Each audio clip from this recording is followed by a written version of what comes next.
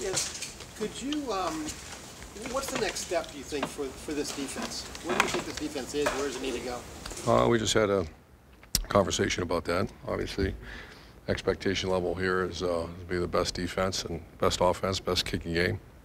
We're not there yet. I think it's very close. I don't think we have the, you can't say that we have a couple of units that just aren't personnel based. I think we have very good personnel. I think we have very good coaches. We just could have put one all together. Pass defense was outstanding last week, and we gave up too many yards rushing. So it's what's next is a complete game, a dominant performance, and we haven't had that yet. Eli Apple last year was the young guy. Now he's the veteran. How has he progressed in that role? What would you want to say about that? Good. I don't have all the stats with me and champion level performances, but I think he's, I don't think he's the best corner in college football, and that we expect him to be at some point. I think he works his tail off, and he's pretty good. But that was our whole message today, and that's where my mind is right now, is that the expectation level was to be the best corner in college football. He's not there yet, so what does he have to do to get better? And I think it's because he's got the skill set, and he's a good kid that works hard. So we just got to be more fundamentally sound and just give it everything he's got. And it's just typical 8-game into the season. Some teams take off, some players take off, and others don't. And the ones that do are the teams and the players that do become exceptional. And right now we're very good, but the next few weeks got to be exceptional. Second row left, Ari. Urban.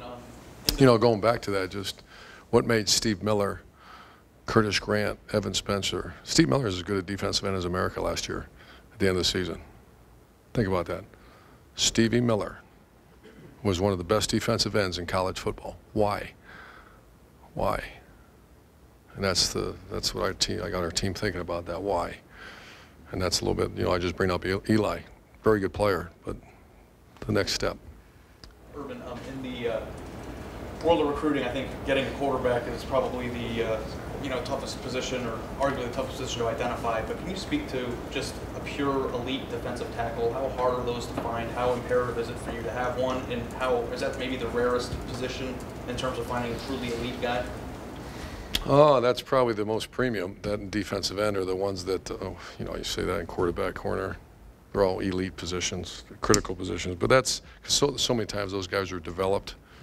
The great defensive tackle where Mike Bennett, by the end of the season, he was playing as good as anybody. Adolphus Washington, we got Draymond Jones last year, was supposed to be that guy, got injured.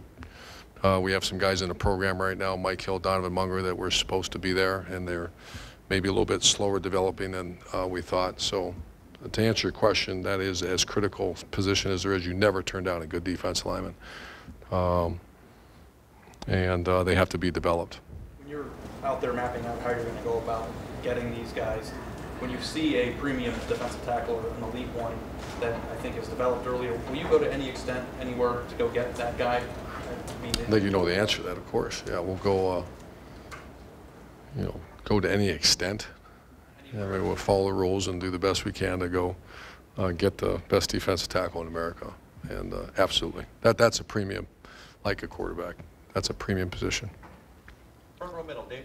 You mentioned on the Big Ten teleconference yesterday that Cardale's still going to have a role in the offense. Can you expound on that? What do you anticipate his role will be? Well, JT had a role in the offense. Absolutely. Even before he became the red zone. It's called quarterback. It's called leader. It's called encourager. It's whatever, all the above. So he will have a very prominent role. And if he plays, that's decisions not now to be discussed, but he has to stay engaged was the whole point. It's safe to say this is not a two-quarterback system. This is JT's show. Yeah.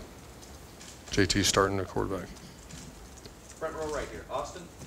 Urban, I know that for the most part you don't really care about outside opinions and projections of your team, what maybe the media thinks, but when you have all these conversations going on about what's wrong with Ohio State, it's probably hard to ignore those conversations.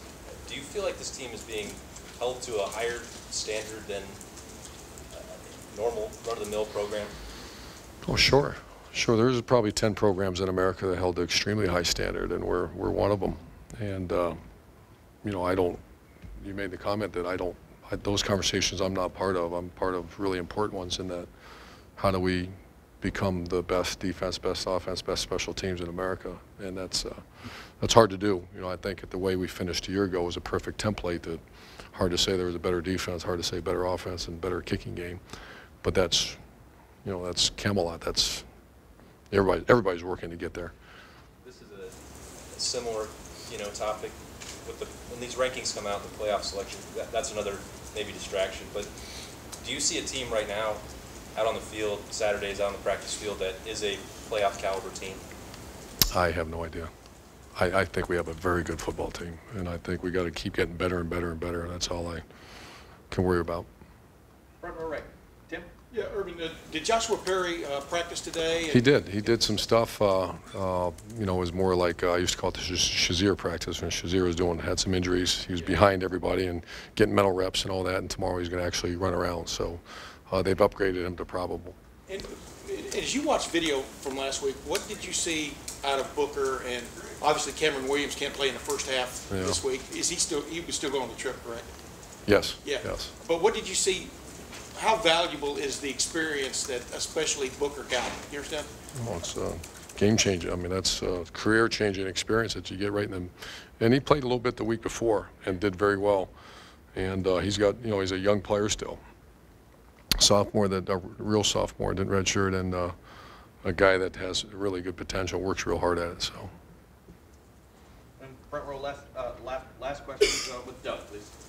Urban, as the offense moves forward now, obviously the offense knows JT and JT knows the offense. And he's very experienced, but making just a switch with the starter at this point, is there anything that, like, is the offense behind it all? Is there anything that you know, having made a switch now, that they'll be held back at all? Or do you think? I don't think so.